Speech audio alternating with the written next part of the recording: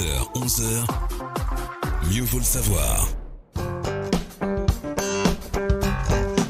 10h23 sur notre antenne, on l'a dit, on part à Sainte-Lucie ce matin avec nos intervenants. Cédric Populo, conseiller international à la CCIM, il est basé donc à Sainte-Lucie. On a avec nous Rodrigue Dizer de la société Topec basée en Martinique et à Sainte-Lucie en studio, et Doris Noll qui est avec nous par téléphone, qui est chef d'entreprise dans le digital. Bonjour Doris. Oui, bonjour Federica, bonjour aux auditeurs de Martinique Première. Merci d'être avec nous. Désormais, Doris, vous vivez à Sainte-Lucie ? Oui, depuis 2017. Depuis 2017. Ah ouais, vous faisiez déjà, quand on parlait de Caraïbes Expat, parce qu'il faut rappeler aussi que c'est vous qui avez créé ce site. Oui, tout à fait. Vous faisiez déjà, en fait, Martinique-Sainte-Lucie. Oui, en fait, alors Caraïbes Expat existe depuis 2013, donc c'est la plateforme que les Antillais et les Guyanais utilisent soit pour partir à l'étranger, soit pour revenir chez eux, donc ça va faire 10 ans cette année. Et puis, je suis arrivée à Sainte-Lucie parce que j'ai été recrutée pour une organisation de coopération intergouvernementale. Et finalement, j'ai démissionné, je suis restée chez eux 5 ans. Et après, j'ai démissionné pour me consacrer à mon activité d'entreprise. Oui. Et qui est donc vous accompagnez les entreprises dans le digital, c'est ça ? Vous faites de la traduction ? Oui, alors nous accompagnons les entreprises, les professionnels et les particuliers qui ont des projets internationaux. Donc en fait, c'est-à-dire que sur Caraïbes Expat, dans l'ensemble, on peut développer son réseau. Donc on a accès à plus de 6800 membres qui sont originaires des Antilles et de la Guyane et qui sont dans 80 pays du monde, dont Sainte-Lucie.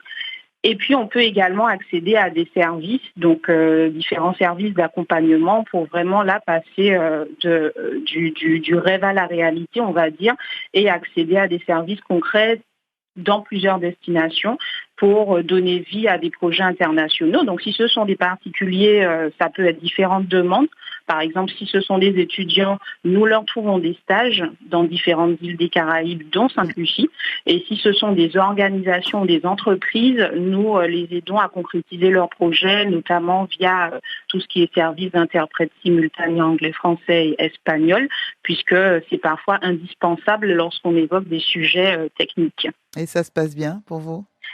Oui, tout à fait, ça se passe bien. Donc nous avons eu l'occasion de travailler, d'être sollicités par la CARICOM ces derniers jours, par aussi des organisations dans l'environnement en Guadeloupe, donc l'ADEME Guadeloupe, la CTM aussi parfois. Et puis donc nous avons à cœur de mettre en relation et mettre à disposition notre réseau et nos compétences pour contribuer à ces projets entre les différentes îles. Merci pour ce début de témoignage. On verra quels sont les atouts de Martiniquais ou d'une Martiniquaise quand ils vont s'installer là-bas à Sainte-Lucie. Rodrigue Dizer, vous, avec votre expérience, votre société Topec, en Martinique et à Sainte-Lucie, quelle est l'activité alors ? On va faire découvrir aux auditeurs. Vous faites quoi ? Vous n'êtes pas dans la traduction, vous n'êtes pas dans la communication digitale. Non, pas du tout. En fait, c'est vrai que donc, Topec en Martinique est spécialisé dans la location d'échafaudage avec montage. Donc c'est quand même un métier assez particulier. Et en fait, donc nous travaillons sur des secteurs beaucoup sur le BTP, l'industriel et l'événementiel. Et effectivement, cette activité, donc, on l'a développée à Sainte-Lucie, toujours en continuant à faire de la location et principalement en fait des modulaires, parce que c'est vrai que le marché sainte-lucien ou peut-être de la Caraïbe, pour certains, ne sont pas encore prêts à, on va dire, une activité d'échafaudage dans le sens où on le connaît en Martinique à cause des normes assez contraignantes dans l'Europe. Et effectivement, alors je dis toujours, la vie d'un homme dans la Caraïbe ne vaut pas moins que celle d'un Martiniquais, mais c'est vrai que les autorités, en fait, voilà, il n'y a pas beaucoup de contrôle sur les chantiers, effectivement. Et donc, on a choisi de développer la partie location et vente de modulaires pour des événements et aussi le secteur du BTP, les chantiers, voilà. Alors, vous êtes basé sur Sainte-Lucie depuis 2 ans ? Alors, au moins. On est basé sur Sainte-Lucie avec une expérience précédente, mais qui continue toujours. Donc depuis 2012 en fait, je suis tombé en fait amoureux vous. Mais avec Topec déjà ou alors, vous parce que c'est ça. Oui, moi, mais avec une société qui existe toujours. Et vous face au micro. Ouais. Qui existe toujours et effectivement depuis 2012.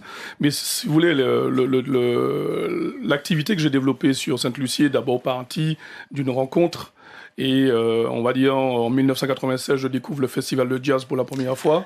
Ouais, comme tous les Martiniquais, je pense. Tous ceux qui font souvent le voyage. Voilà, et puis, voilà, en 2010, je rencontre ce que j'estime une belle personne. Donc, c'est un Saint-Lucien, donc Sébastien Charles, qui est aussi dans le même secteur. Il est project manager, c'est-à-dire conducteur de travaux, en fait. Ouais. Donc, technicien en bâtiment comme moi-même. Et on discute, on a à peu près le même âge, 1 an de différence. Et puis, effectivement, voilà, le feeling passe et il me soumet ses besoins et on trouve des accords, on trouve des choses, on fait un partenariat et qui a commencé en 2000 et de 2012 d'ailleurs, et je l'emmène avec moi en fait en Autriche pour découvrir notre fournisseur de modulaire. Et voilà, l'aventure commence comme ça. C'est une histoire d'amitié, c'est une histoire d'amitié d'abord. Et ensuite, donc on développe pourquoi pas travailler ensemble. Voilà, quoi, hein, on commence à travailler ensemble. Et c'est bien après que je me rapproche de la CCI. Et j'aurais peut-être dû le faire avant.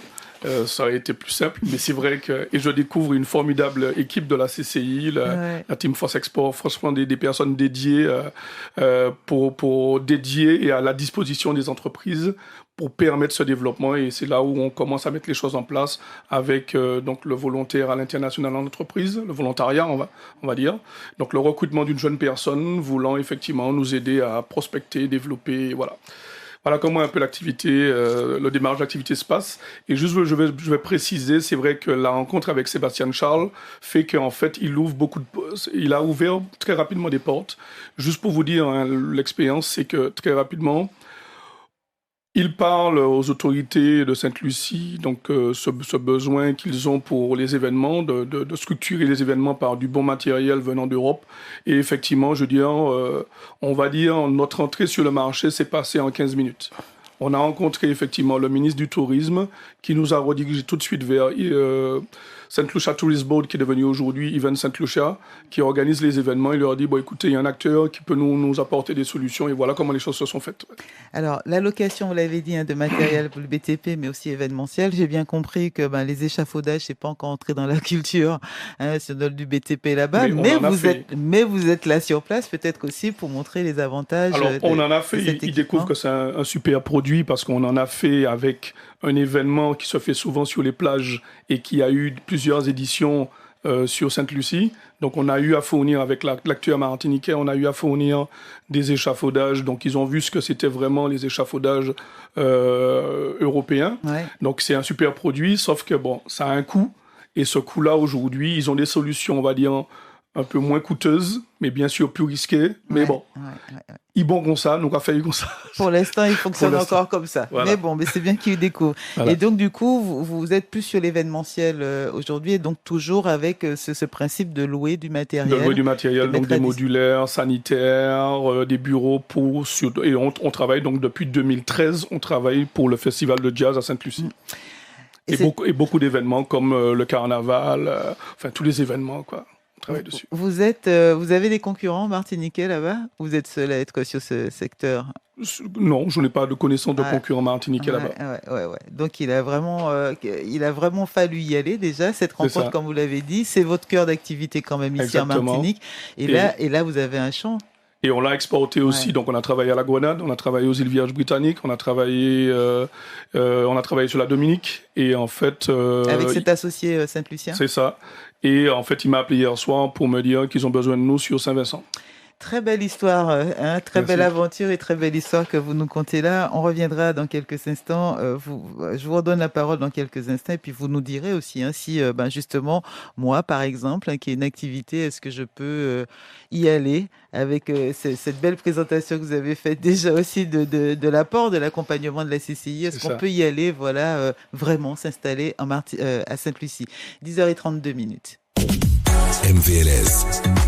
Entreprendre, transmettre, développer votre entreprise, les recommandations de la CCIM.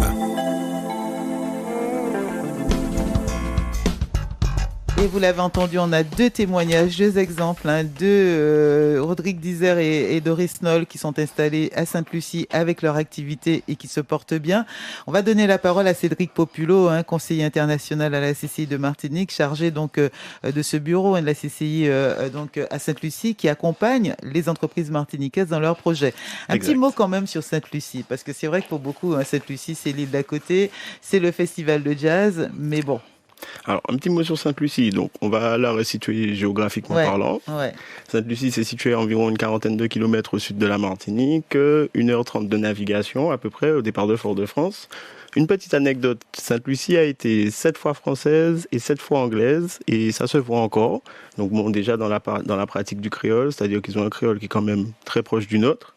Et à Sainte-Lucie, il y a plein de villes et plein de quartiers qui ont encore des noms français. Dans le sud, il y a Soufrière, il y a Vieux-Fort.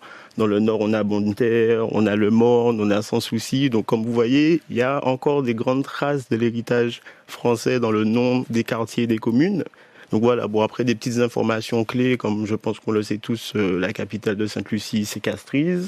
Il y a environ 180 000 personnes qui vivent à Sainte-Lucie aujourd'hui. Sainte-Lucie est une île indépendante, une monarchie constitutionnelle depuis le 22 février 1979. Le Premier ministre actuel, c'est M. Philippe Jean-Pierre. Donc voilà, la langue officielle, c'est l'anglais. La langue locale, c'est le créole. Bon, parfois on l'appelle le patois. Donc voilà, la monnaie de Sainte-Lucie, c'est le dollar caribéen. Bon, à titre informatif, aujourd'hui, 1 euro, ça fait à peu près 2,70 $ à 3 $ selon la période de l'année. Et la superficie de Sainte-Lucie, c'est 616 km². Par rapport à notre île, c'est... Par rapport à notre île, c'est quand même un petit peu plus petit. La Martinique est plus grande. Je crois que la Martinique, on est sur 80 km de long à 60 de large. Sainte-Lucie, c'est 43 km de long et 23 km de large. Un pays que vous... donc, vous êtes basé là-bas depuis combien de temps, vous, Cédric Populo? Je suis basé là-bas depuis la fin du mois de septembre 2022. Donc, ça fait un peu plus d'un an. Voilà, à peine un an. Est-ce que vous aviez déjà... Vous connaissiez déjà l'île, bien évidemment? Oui, bon, comme tout Martiniquais, j'y avais déjà été. Pour tout vous dire, avant de repartir m'y installer, ça faisait une bonne dizaine d'années que je n'avais pas été à Sainte-Lucie. Quand le jour, le directeur vous a dit... Allez-y, vous êtes parti faire vos études en France. Je suis parti faire mes études en France et quand je suis revenu, bon, j'ai commencé à travailler à la CCI. L'opportunité de partir à Sainte-Lucie s'est présentée. Donc je l'ai saisie et je m'y suis rendu. Ça fait environ 13 à 15 mois que j'y suis. Et franchement, l'expérience est enrichissante. J'aime et si j'ai la possibilité d'y rester, j'y resterai. Ouais, je vous comprends.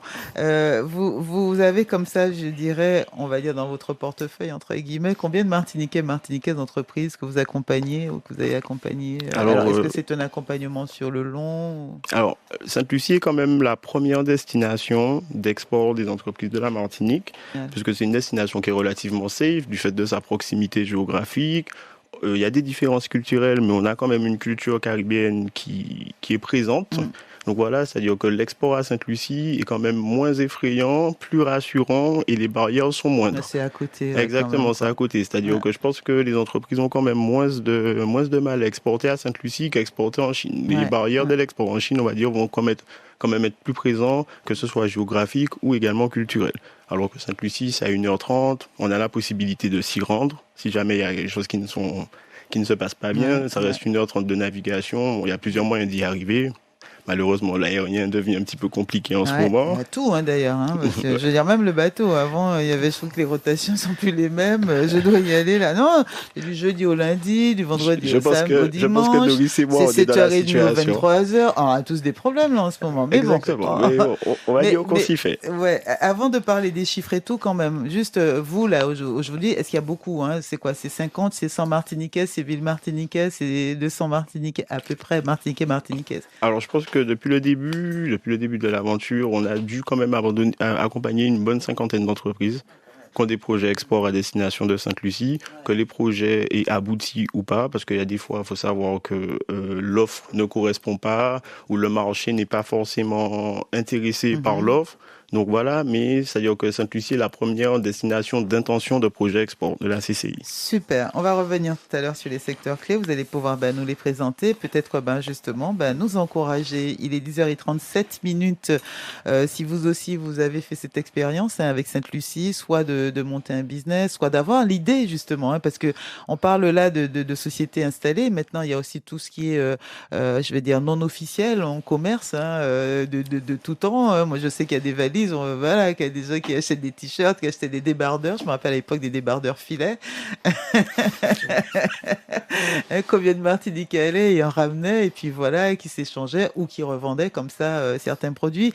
On sait aussi que pour les essences, de la vanille, de l'huile de coco, etc., etc. Donc c'est vrai que c'est presque naturellement que nous sommes prêts à commercer, à avoir des transactions avec Sainte-Lucie. Maintenant, à des niveaux autres, comme vous êtes dans l'échafaudage, ou Doris qui est donc dans la traduction et la communication, là, c'est à d'autres niveaux, mais il y a encore beaucoup de choses à faire et peut-être à échanger. 10h38 minutes, on va marquer une petite pause parce que on peut pas parler de Sainte-Lucie sans avoir un peu de musique de Sainte-Lucie dans nos oreilles. Voici Lou City et Josie.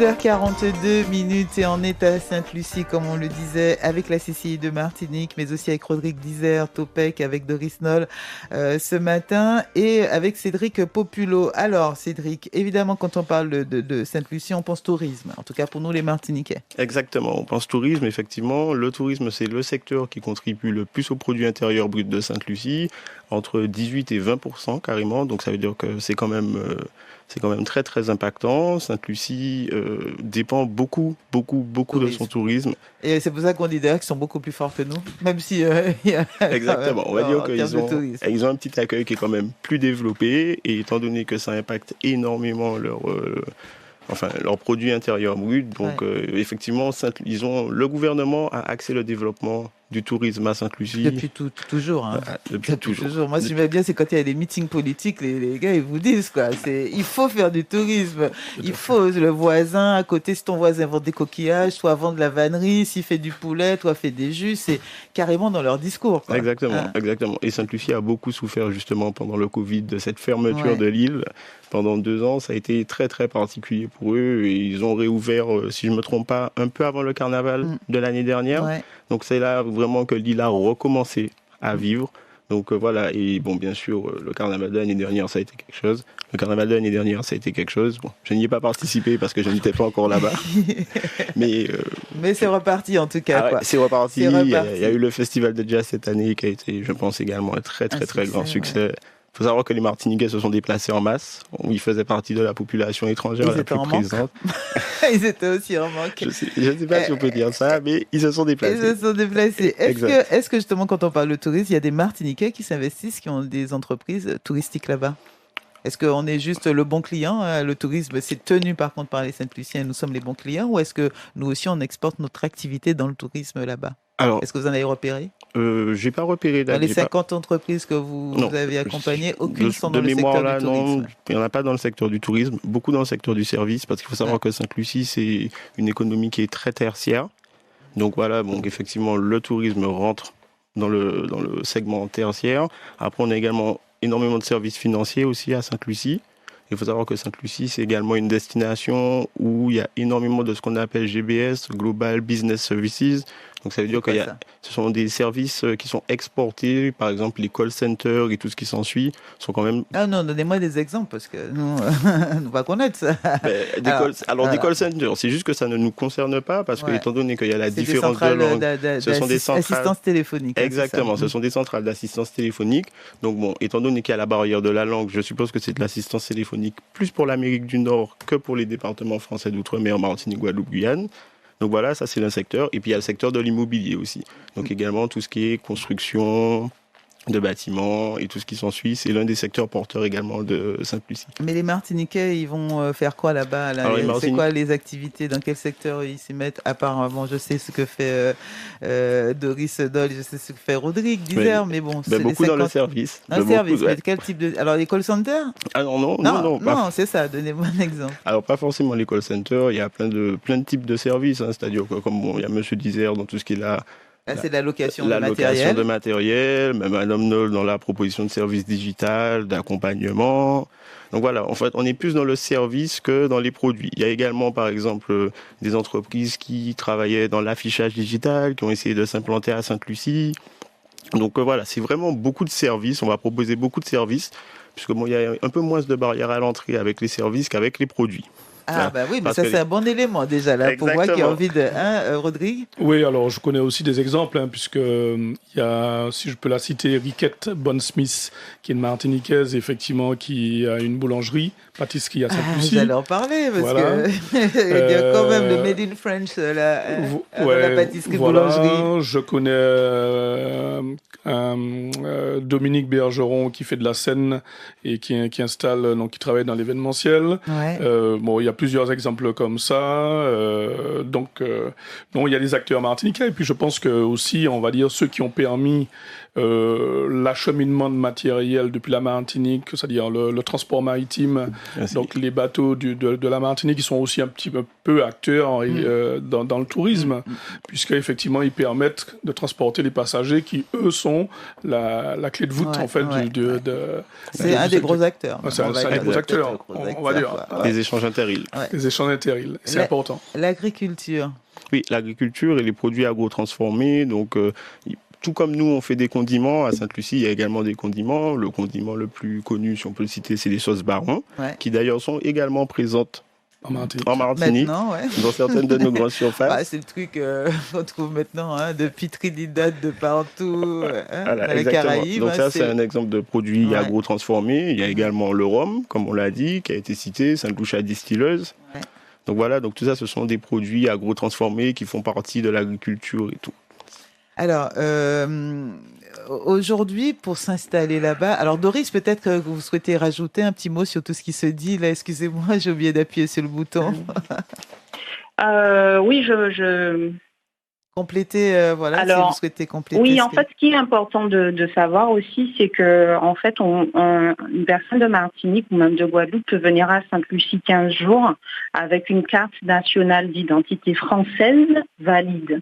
Donc, c'est important parce que parfois, il y a des personnes qui ne voyagent pas régulièrement, qui n'utilisent pas souvent leur passeport et qui se rendent compte au moment de partir qu'il est expiré. Ça peut aussi prendre du temps en Martinique de le refaire, mais avec votre carte d'identité, vous pouvez venir 15 jours consécutifs. Et puis ensuite, avec votre passeport, 3 mois. Et je pense que ça permet déjà à des chefs d'entreprise de bien se rendre compte du marché, de l'ambiance et de faire des rencontres. Et d'ailleurs, on les assiste en ce sens. Et puis... après, pour rentrer vraiment dans les détails en termes d'opportunités et de bien être immergé dans la culture, nous avons lancé un guide S'installer, vivre à Sainte-Lucie. Donc, c'est la première édition en partenariat avec Sainte-Lucia Tourism Authority, donc qui est l'équivalent du comité martiniquais du tourisme.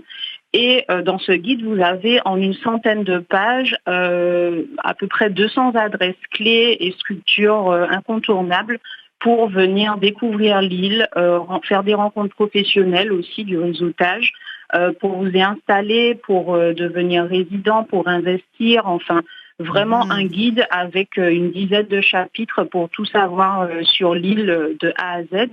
Et justement, nous avons à cœur de partager toutes ces informations au plus grand nombre. Donc le guide est téléchargeable sur Caribe Expat, sur nos réseaux sociaux. Vous pouvez nous retrouver en ligne directement. Et justement, même pour les jeunes, c'est intéressant parce qu'ils pourront identifier directement les entreprises et les acteurs à solliciter lorsqu'ils veulent, eux, venir soit en stage, soit en tant que volontaire international en entreprise, et d'autres types de contrats et même des offres d'emploi également avec des entreprises partenaires avec qui nous travaillons. Donc ça peut être aussi une belle porte d'entrée. Ah ouais, merci. Ah ouais, là, moi, direct, je vais le télécharger. Le guide, je connais bien Sainte-Lucie en tant que touriste, mais c'est vrai quand on y est, on a envie, on se dit, voilà, c'est une île à côté, élargir un peu le marché, pourquoi pas ne pas investir, pourquoi pas ne pas entreprendre également. Et donc, avec un guide, c'est bien d'avoir comme ça une synthèse, un condensé, et déjà des clés, je pense, pour le faire. Bravo en tout cas pour cette édition qu'on peut télécharger sur Caribe Expat. Vous allez nous dire justement le parcours un petit peu tous les deux, Cédric et Rodrigue, ce parcours martiniquais pour s'installer à Sainte-Lucie. Qu'est-ce qu'il faut faire? Je vous donne la parole dans 30 secondes. La première. Toutes vos questions au 63 23 23. Mieux vaut le savoir.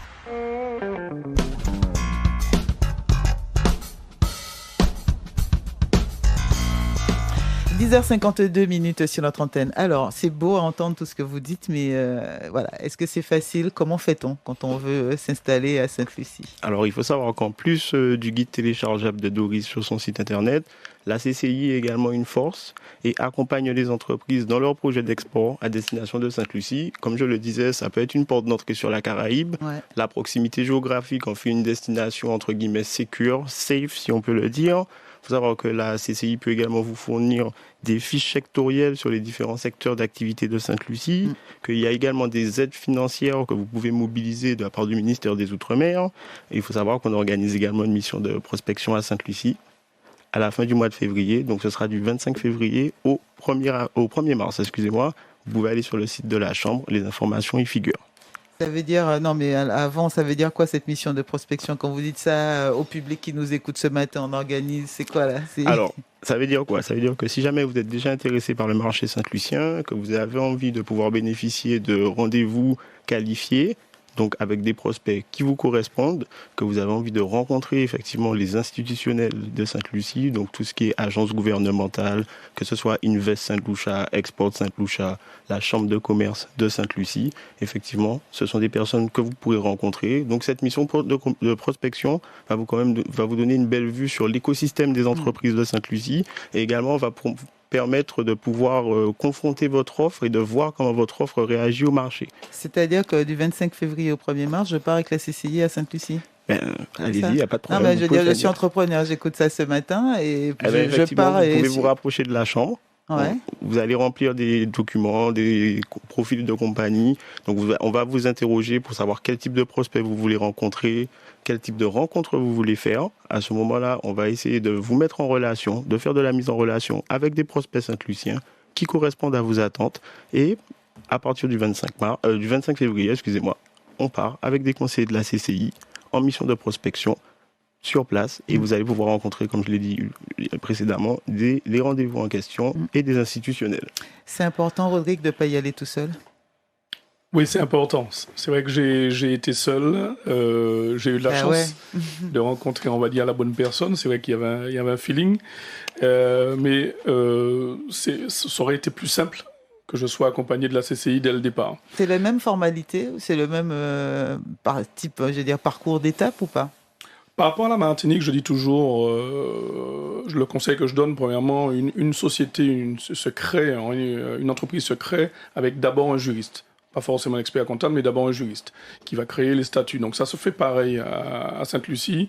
C'est de se rapprocher tout de suite d'un juriste, donc un ou une avocate, et effectivement de mettre en place donc les documents. Et donc lui parler de son projet, et il y a un choix à faire si vous souhaitez détenir 100% du capital de votre activité, de votre société. Donc à ce moment-là, vous devrez vous soumettre à obtenir donc la trade license, qui est en fait, on va dire, le permis d'exercer dans l'île, ou éventuellement, donc bien sûr, à ce moment-là, cette société sera considérée comme étrangère. Mais si vous faites le choix de vous associer à Saint-Lucien, ce sera considéré comme une société locale s'il a la majorité des parts. Voilà. La fiscalité, c'est souvent la fiscalité sur place et la fiscalité pour une entreprise martiniquaise qui va s'installer là-bas. Avantageuse ou pas, compliquée ou pas, envisagée ou pas? Alors, Cédric aussi, hein, peut-être que vous avez la réponse. Je vais laisser alors la Rodrigue. Ouais. oui, c'est vrai que Topec, donc j'ai créé une autre société Topec à Sainte-Lucie. Donc la fiscalité en elle-même ne dépend pas de celle de Martinique, mais directement celle de là-bas. Donc il y a une fiscalité très simple. Hein, je veux dire, il y a avec les déclarations chaque mois donc du chiffre d'affaires et éventuellement donc de la TVA, ce qu'on appelle la VAT. La VAT. Hein, et à Sainte-Lucie, mais on n'est pas soumis à moins de 400 000 $ caribéens de chiffre d'affaires à s'inscrire pour collecter de la VAT. Bon, ce qui est assez particulier. Après, alors j'ai fait aussi ce choix d'avoir comme partenaire une comptable. Qui connaît, on va dire, qui connaît bien donc les rouages administratifs de la création d'entreprises là-bas. J'ai aussi donc comme partenaire une société dédiée aux services aux entreprises qui nous accompagne dans toute cette législation. Donc je conseille toujours de commencer par le commencement, de voir d'abord la législation, toutes les contraintes, et effectivement de partir dans cette belle aventure qui est le développement dans la Caraïbe. Alors ce matin, je m'adressais beaucoup aux entrepreneurs, mais je sais qu'on peut aussi faire des stages en entreprise là-bas. C'est ça. On a eu, j'ai eu moi un stagiaire une fois, mais j'ai accompagné des parents qui voulaient placer leur enfant donc en stage à Sainte-Lucie, et j'ai pu les accompagner uniquement en conseil, leur faire rencontrer les bonnes personnes. Ça peut être pour le logement, la mobilité. Et puis connaître un peu tout ce qui se passe à Sainte-Lucie et éventuellement les risques ou l'insécurité qu'il peut y avoir, parce que aussi ils entendent parler d'une forte insécurité dans le sud de Sainte-Lucie, et donc les rassurer sur beaucoup de choses. Merci pour ce beau témoignage et ces partages avec nous ce matin. J'espère qu'on a inspiré et peut-être rassuré aussi des Martiniquais et Martiniquaises qui ont envie de s'installer au-delà de nos frontières. Merci à vous, Doris Noll. Peut-être un petit mot de la fin, il nous reste 30 secondes. Oui, je voulais dire effectivement par rapport aux stages, nous trouvons vraiment les stages pour les étudiants, pour les rassurer, parce que c'est pas évident quand c'est obligatoire pour valider l'année, et aussi les logements.